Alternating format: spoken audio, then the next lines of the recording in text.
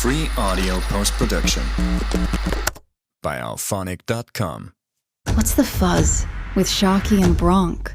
Next door neighbour's cat's shot through. I don't know why. You might be pregnant.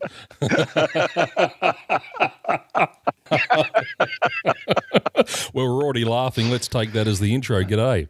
G'day, mate. How you going? That's as good as anything. I'd say so, absolutely. I had my first look at Cbus, a so-called Super Stadium, on Saturday night. Quite a very, very large crowd, 26+ thousand there. It was nice and noisy, lots and lots of Broncos fans there. But let me tell you a little story that, the way that the so-called experts design such stadiums, that apparently, unless you are a member or a very powerful, wealthy member, parking near the stadium is it just doesn't. No, it's not for the normal person. So deciding then that we would park the car at one of the railway stations some way back. We got a train to Robina Station, which is apparently, right next to the stadium. Right. 15 minutes walk. Who told you Robina. That? Well, you know who. Oh, no. Yes. Oh, dear. I could have given you the heads up there. I wish I had. 15 minutes later, we get to the stadium. Now, unbeknown to me that this stadium, and it looks good when you're inside and having a look around. It's not a bad looking stadium. Well, I mean, it's quite new, so obviously it is. But before you progress, sorry to interrupt, but is this possibly your Broncos beef? No. No, okay. It isn't the beef, but it's just, just to enlighten people that might be a shambles. That was my first and last visit ever to Cbus Super Stadium. It's a shambles then.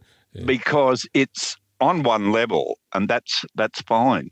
But if you were unlucky enough to have seats up high, you would then have to traverse somewhere between 80 and 150 steps. Oh, dear. It's one level. So from the bottom row of seats to the top row of seats, it is,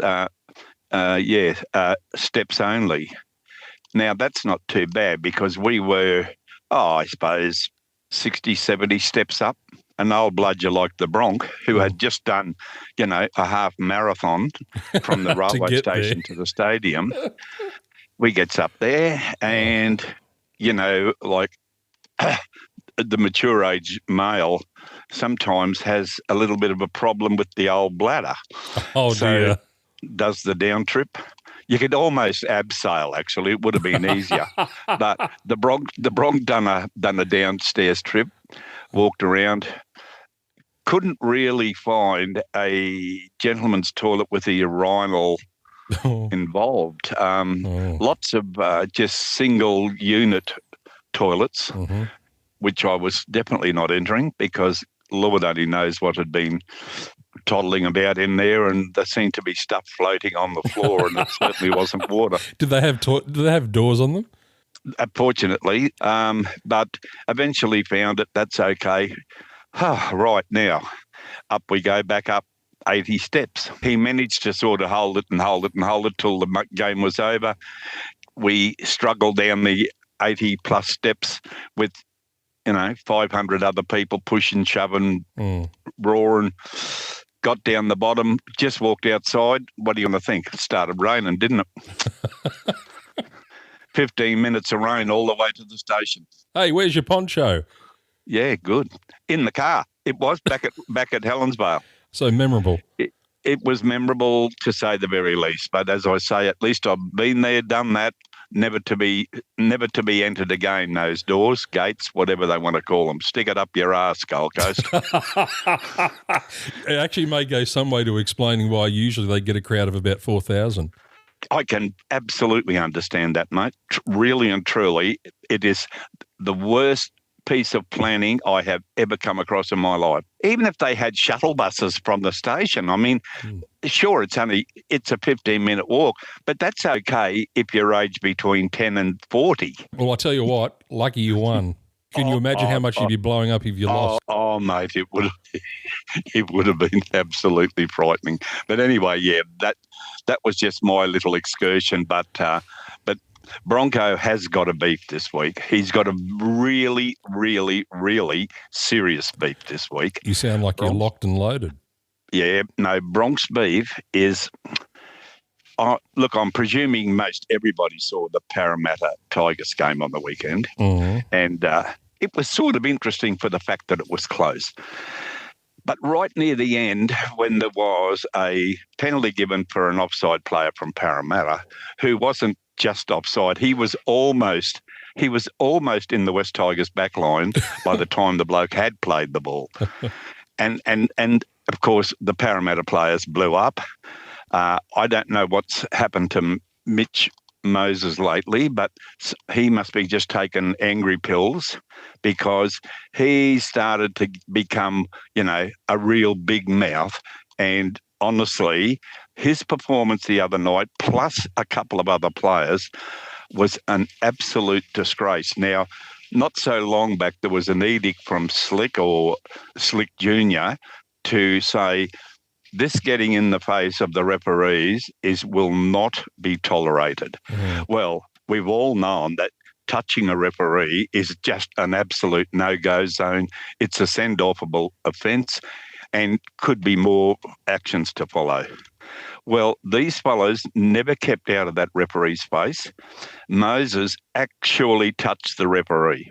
Now, this isn't good enough. And I'm led to believe that Moses got just issued with a "Don't be a naughty boy again, Mitch. That's not expected. That's naughty."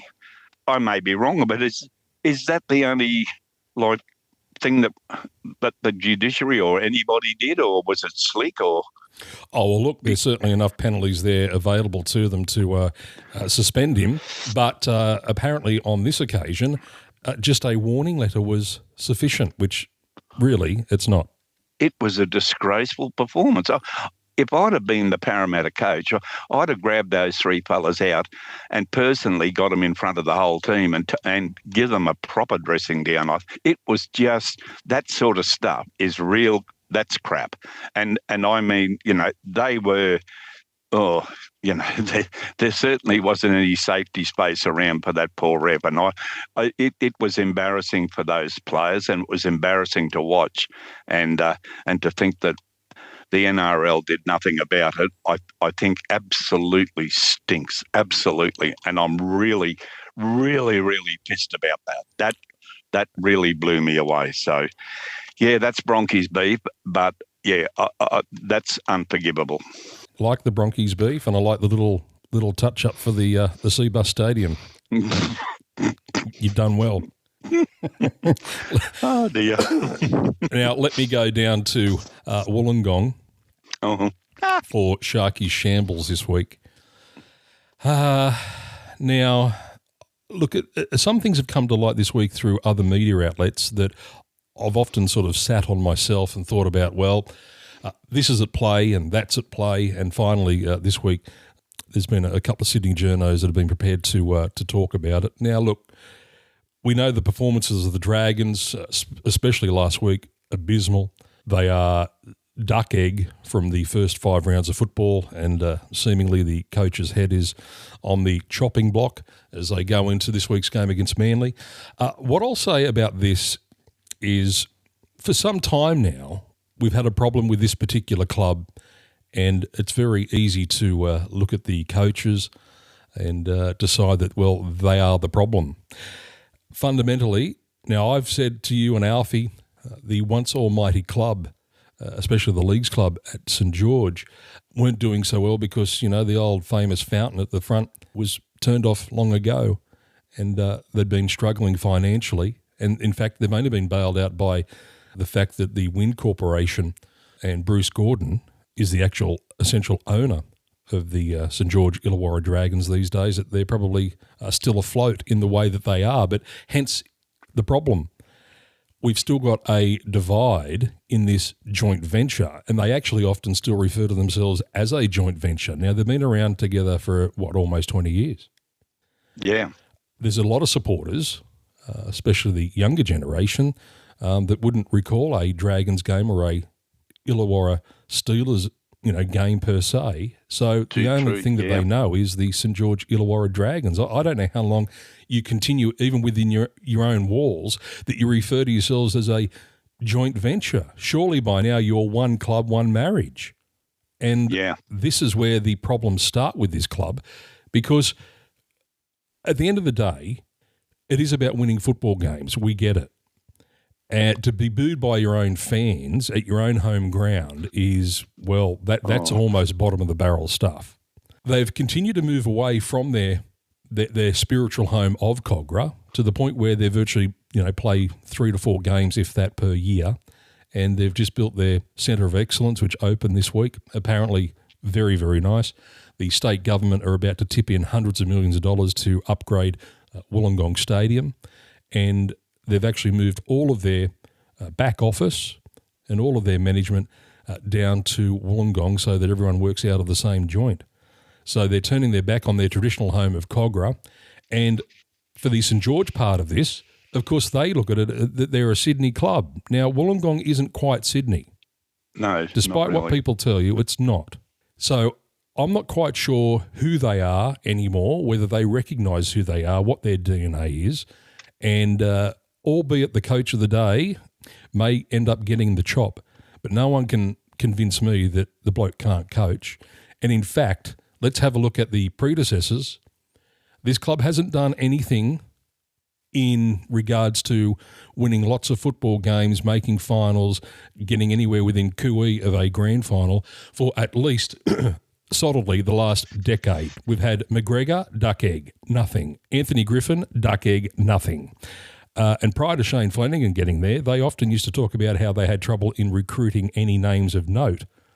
Well, under Anthony Griffin, unfortunately, it became a halfway house for Broncos who weren't required up at Red Hill. And that's all he was attracting.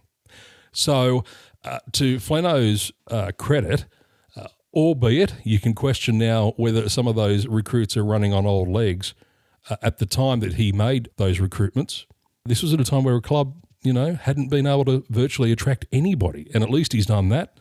Unfortunately, they've come close this year, but haven't quite got the chocolates. And I think don't ever underestimate confidence in our game.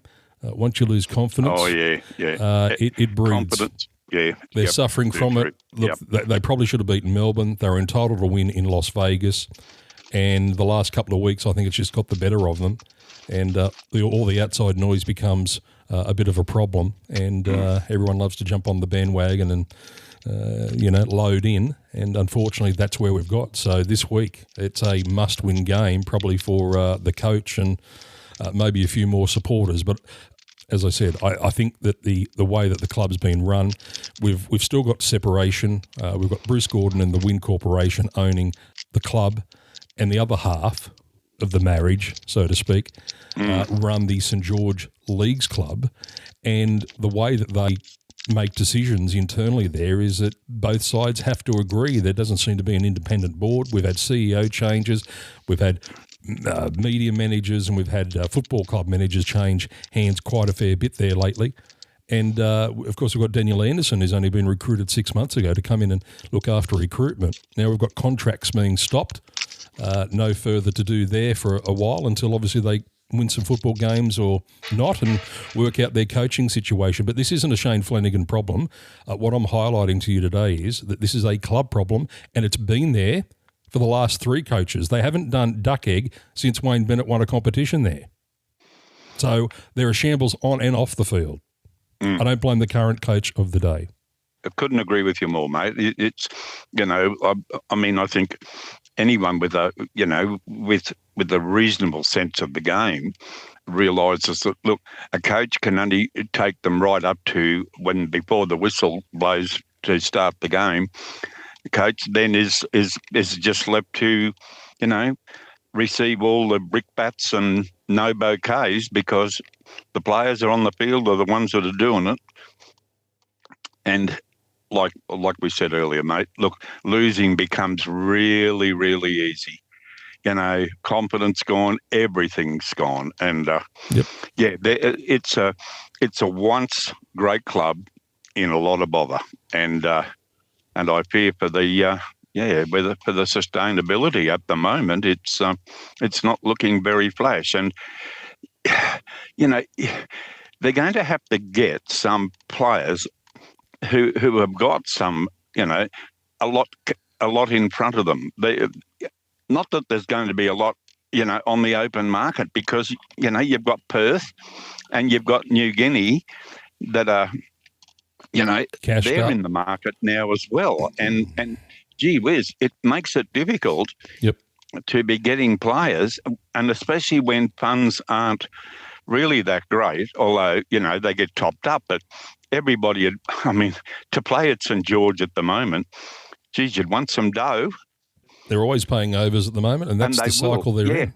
Yeah, major overs, and that doesn't work. So, it's a club in a crisis. Absolutely, I agree. There's something really wrong there, and they're in a cycle of poop and have been for a decade plus. So, well, you'd have to know what you were getting, and unless there's some changes, and of course, privately owned, they can always be a problem, of course, be a problem. I'm also not certain that moving away almost holus bolus down to Wollongong and shifting their heritage. I don't know that's going to go down so well. Yeah, there is something to be said for heritage in our game, and I think look, absolutely, mate. Couldn't agree with you more. Yeah. Anyway, we wish them well. We do. Maybe in the true sense it really is still a joint venture and they should break it. Do something about it. Yep. Okay. Well, all right. on that was very note, well done this morning. We'll leave you with the problems, St. George. Round 6. Good luck. NRL action, we're at Accor Stadium tonight. It's the Dogs at home to the Panthers, 7.50 KO Beasting and Fox. We've got $5.80 of the Dogs, the home side. The Panthers, well, $1.14. That looks juicy. It does. Oh, God. Bank tellers delight tonight. Oh, my Lord. Oh, dear. They're even having trouble. The poor old Bulldogs are even having trouble now. They're blueing about who should be halfback, who should be 5'8", who should be centre. They don't know. They got no idea at all. And the players, they're just left twiddling their thumbs. When they hand out the jerseys that night, that's when they know where they're playing, I'd say. It looks like it. Fair dinkum. No hope whatsoever. They'll get an absolute shellacking. Penrith by lots. Clearly the Dogs are hopeful that Penrith's, game bus will just get all flat tyres and not be able to mobilise. And they'd have to forfeit or something. I don't know. That could be the only reason. Oh, pennies by a long, long way. Oh, yeah.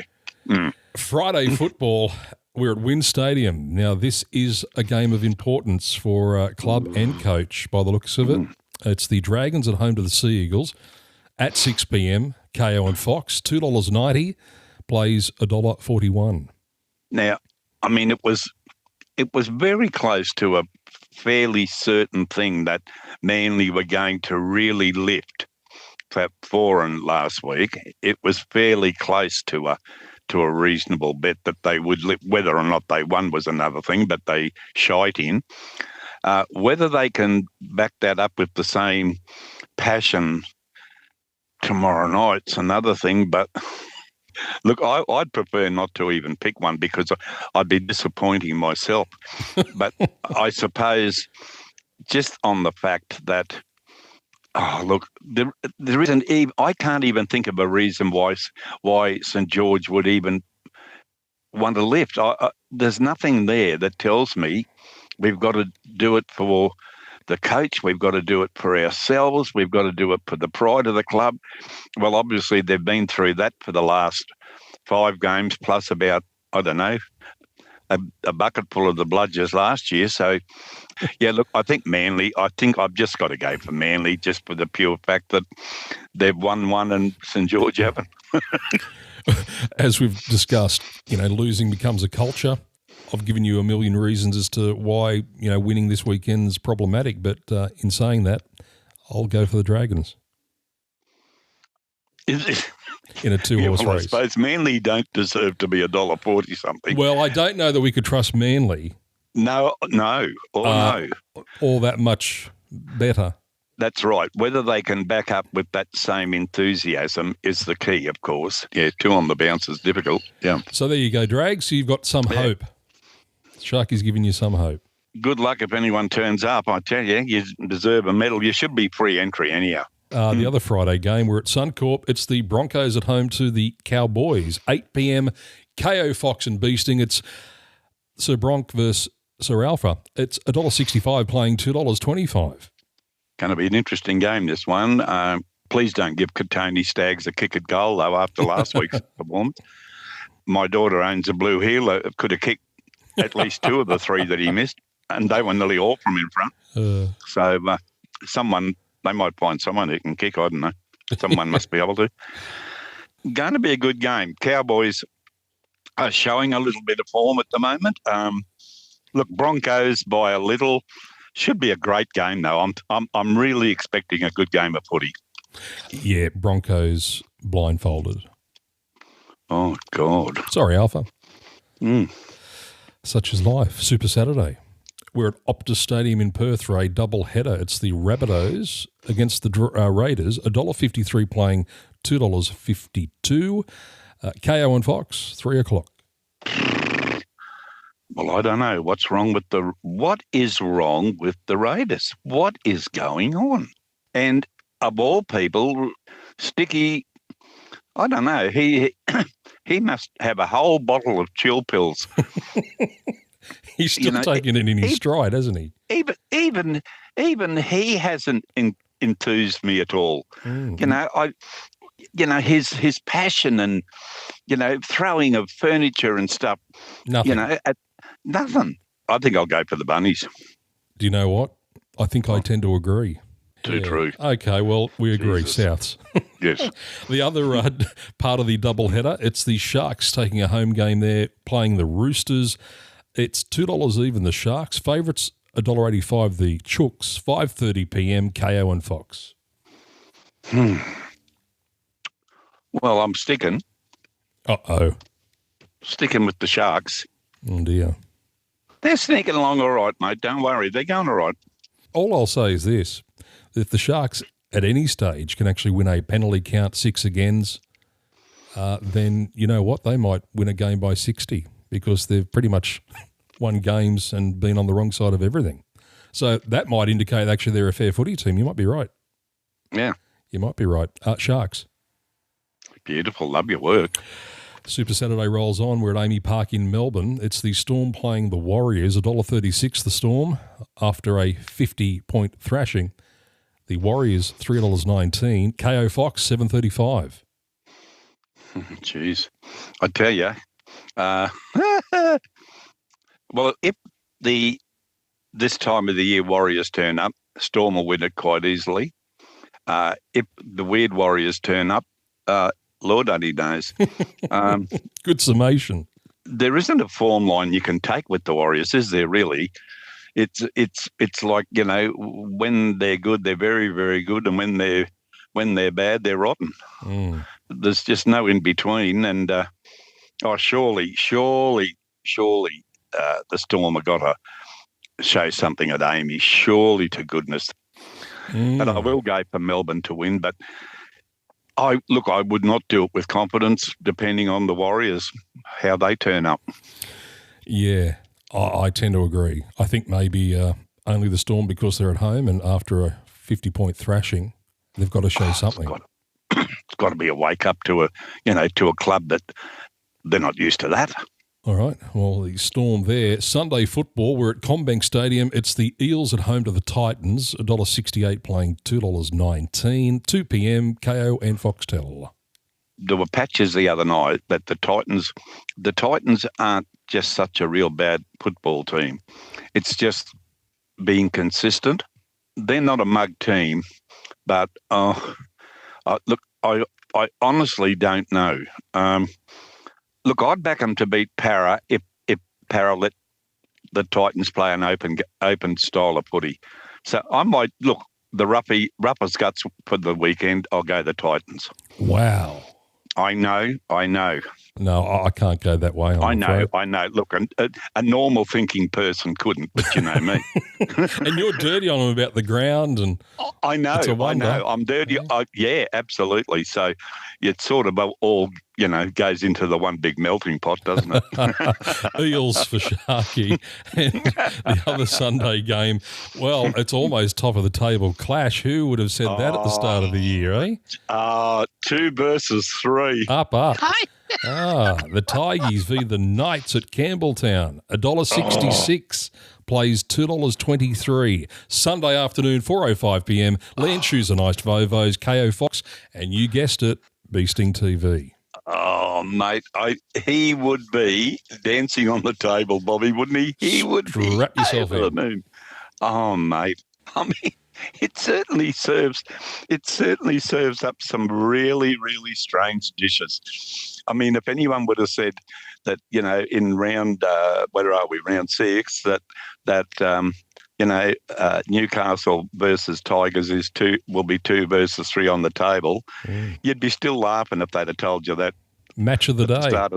Hey, match. This has been generally the spoon off. Without a shadow of doubt. I can't believe it that they're up there and they're winning and they're playing real good footy. Look, I honestly haven't got a clue, but just to appease Bobby, because I've been going against his crew. No, I don't want to put the hex on them. I'll go for the Tigers. Bobby, I really hope your mob win, but I'll go for the Tigers just to give you an extra chance. His toothpick just fell out. He was getting very worried. Oh, look, let's load up for him and give him a real hope this weekend. Tigers.